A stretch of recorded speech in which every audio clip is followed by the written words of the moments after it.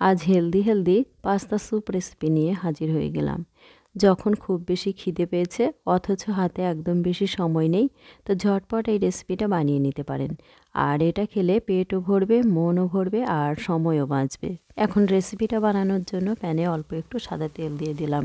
তেলটা গরম হয়ে গেলে দিয়ে দিলাম 4 কোয়া রসুন কুচি। অল্প একটু আদা কুচিও এর সাথে দিয়ে দিতে পারেন। আর একটা ছোট পেঁয়াজ কুচি করে দিয়ে দিলাম। এখন নাড়াচাড়া করে এগুলো ভেজে নেব।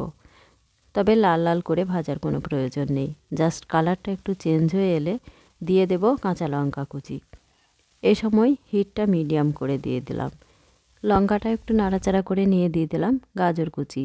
বাঁধাকপিটাও লম্বা লম্বা করে কেটে নিয়ে দিয়ে দিলাম। আর একটা বড় সাইজের টমেটো কুচি দিয়ে দিলাম।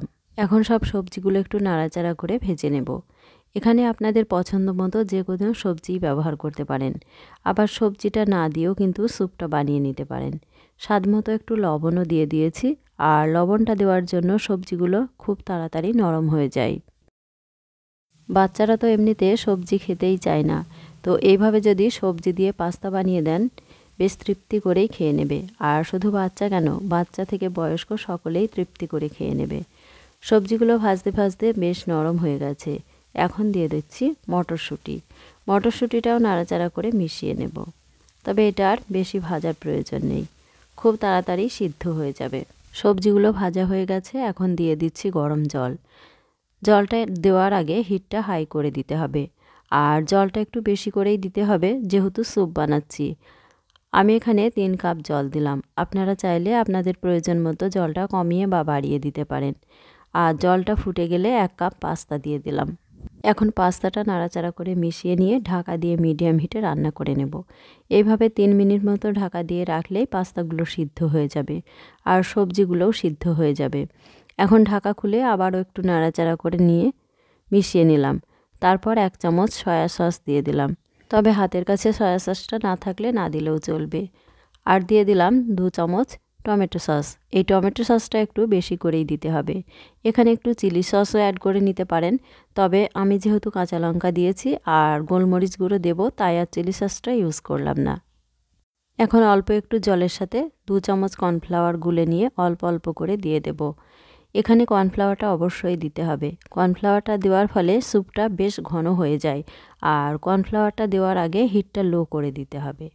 আর অল্প অল্প করে কর্নফ্লাওয়ার দিয়ে নাড়াচাড়া করে নিতে হবে। এখন পাস্তাও সিদ্ধ হয়ে গেছে আর সবজিগুলোও সিদ্ধ হয়ে গেছে। আর কর্নফ্লাওয়ারটাও ভালো করে মিশিয়ে নেব। এখন হিটটা মিডিয়াম করে আরও 1 মিনিট ফুটিয়ে নেব। আর স্যুপটা আরও একটু টেস্টি করার জন্য আরও 1 চামচ টমেটো সস মিশিয়ে নেব। এইভাবে স্যুপ বানালে খেতে খুবই ভালো লাগে। পাস্তার পরিবর্তে নুডলস দিয়েও একইভাবে স্যুপটা বানিয়ে নিতে পারেন। টমেটো সসটা দিয়ে দিয়েছি। এখন ভালো করে মিশিয়ে নিয়ে এর সাথে একটু গোলমরিচ গুঁড়োও দিয়ে দেব। আমি এখানে সাদা গোলমরিচটা দিয়ে দিচ্ছি। আপনারা চাইলে কালোটাও ব্যবহার করতে পারেন। একইভাবে নুডলস দিয়ে বা ওটস দিয়েও স্যুপ বানিয়ে খেতে পারেন। সময়টাও কম লাগে আর পেটও ভরবে আর মনও ভরবে। আর যারা ডায়েট কন্ট্রোল করছেন এইভাবে নুডলস বা ওটস দিয়ে স্যুপ বানিয়ে ব্রেকফাস্ট বা ডিনার নিশ্চিন্তে করে নিতে পারবেন। দেখুন স্যুপটা কতটা সুন্দর হয়েছে আর খেতেও ভীষণ ভালো হয়েছে।